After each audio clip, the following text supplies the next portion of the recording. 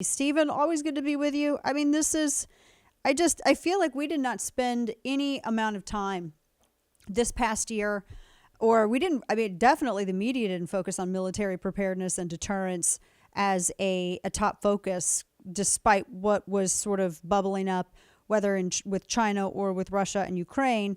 And just to hear this kind of rhetoric from the spokesperson of the Pentagon. And I realized that there were other remarks that he had, but that this keeps coming up. And if you look at the social media timelines of our military branches, it is reflected with their endless posting about this stuff multiple times a week. I have grave concerns considering what we're actually dealing with and facing, because this is a top down thing. This is clearly how leadership is thinking. I don't have a lot of confidence in the leadership. Tell me about, give me your thoughts on just this. This is how they're apparently approaching military preparedness. Well, to hear the spokesman get into it, I wish in my deep imaginations that we had a real press. And when he says something like that, they would say, oh, very interesting, Mr. Kirby. So are you saying in those 30 years of military service you were referring to that it was a racist, segregationist, dysfunctional organization? And in all of those years, you did nothing to successfully change that? And so now we have to deal with your failed 30 years of military experience because you have this broken institution that now just needs to focus on who's inside the uniform. I thought one of the key points of going into the military was to focus only on the uniform that's outside the body, not the body that went into it. In fact, part of basic training was to break down the human, whether you like it or not. And all of a sudden, you're just basically the grunt in clean shoes and clean uniform going and doing terrible things at great physical endurance.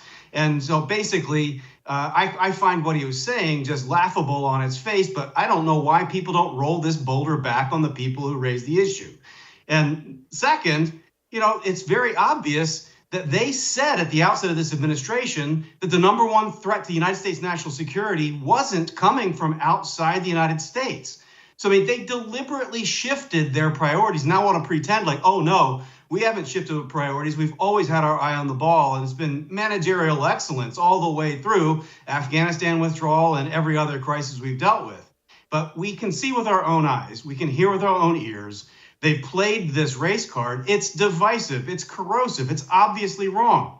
We would never have had someone like a General Colin Powell come up through the ranks saying that the Army was one of the greatest integrationist organizations in American history, and that you had this camaraderie across backgrounds and racial backgrounds and religious backgrounds in the military. It's one of the few institutions that really did that as well as human beings ever will. Humans, of course, won't be perfect, but within these organizations, they were successful. So I just really hate them denigrating the past success. They want to step out there, then let the people who lived that success pound their flesh to say, prove it, man. Prove it. That's a great point. We're talking with Stephen Yates, a foreign policy expert. You can find him on social media at YatesComms.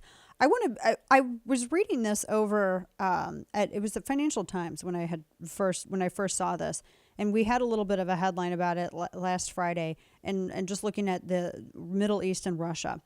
Because one of the first headlines I saw this morning was the administration is thinking about applying sanctions if Russia invades Ukraine, which seems like that's something that you would do before, not after. That's number one. And number two, it would just seem like the biggest thing would be to stop the completion of Nord Stream 2 as opposed to doing any other kind of economic sanction.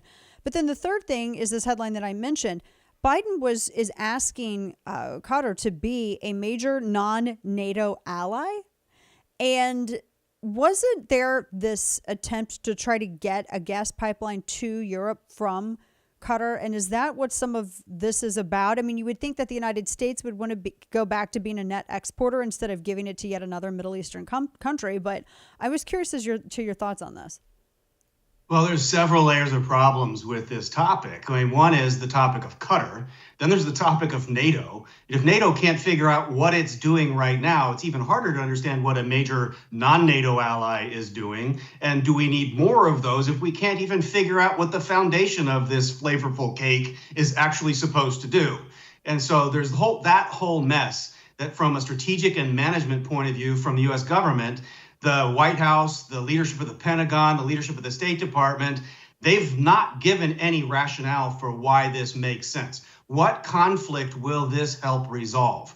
What mistake of the last few years will this eliminate? And there isn't an answer to that because, of course, it makes no sense. And if you leave out of this question of Qatar itself, this, of course, is the place that was home to some of the worst jihadist, anti-American, and anti-humane propaganda of my lifetime. And that includes some of the weird stuff that came out of Vietnam during that war. And this is, I think, a government that we have to approach with great caution. Are they closer to our friends in the broader Arab world, or are they closer to the terrorist state across the waters in Tehran? And if we can't answer that with clarity, why do we need to be going through the checklist of upgrading relations with such a country? I know they've spent millions and millions of dollars to try to improve their image in the United States, but it's not going to erase all of these, I think, threshold anxieties that a sentient American should have about this. Now, going from what's going on with Ukraine and Russia, which also I think it's very interesting that we don't no ambassador, nobody on the ground, and we're doing all the diplomacy apparently through social media and television hits, which is unusual to me.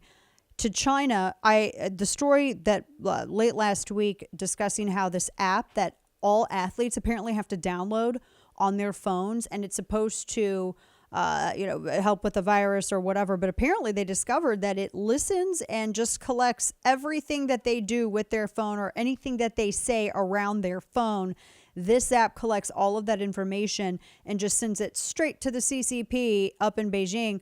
That's insane that this is something that our government is apparently fine with. And there's nothing that has been said about this at all whatsoever with network news.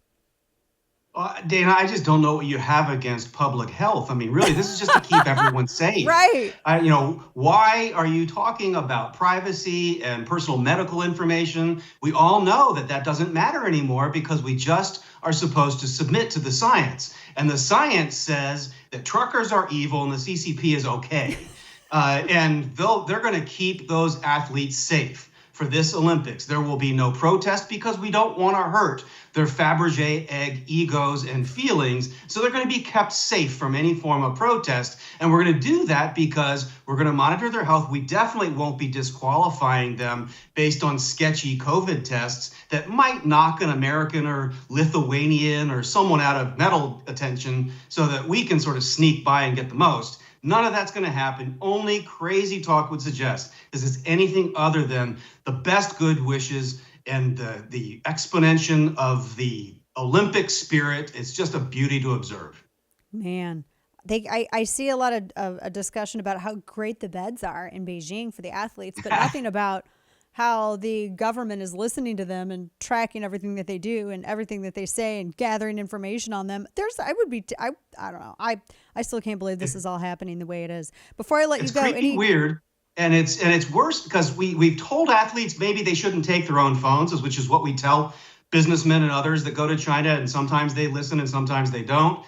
But in many ways, it's even worse because they've shut everything down so that no one can legitimately cover China during the Olympics because COVID, that boogeyman is everywhere. We're just keeping you safe. You can't go to Tibet. You can't go to Xinjiang and the Uyghurs. You can't check whether there's persecuted Christians. You can't go interview Peng Shuai, the disappearing, now you see it, now you don't, tennis star. You're going to have to stay in your bubble because, your safety. So from the athletes to the journalists, this is going to be an Olympics like no other. And if anyone likes seeing this, I mean, seriously, get checked. You're not American. Ooh, I don't disagree with you. Stephen Yates at YatesComs on Twitter. Stephen, always appreciate your time and perspective on these issues. Thank you so much for joining us. Good to see you. Thank you, Dana. Take care. You too.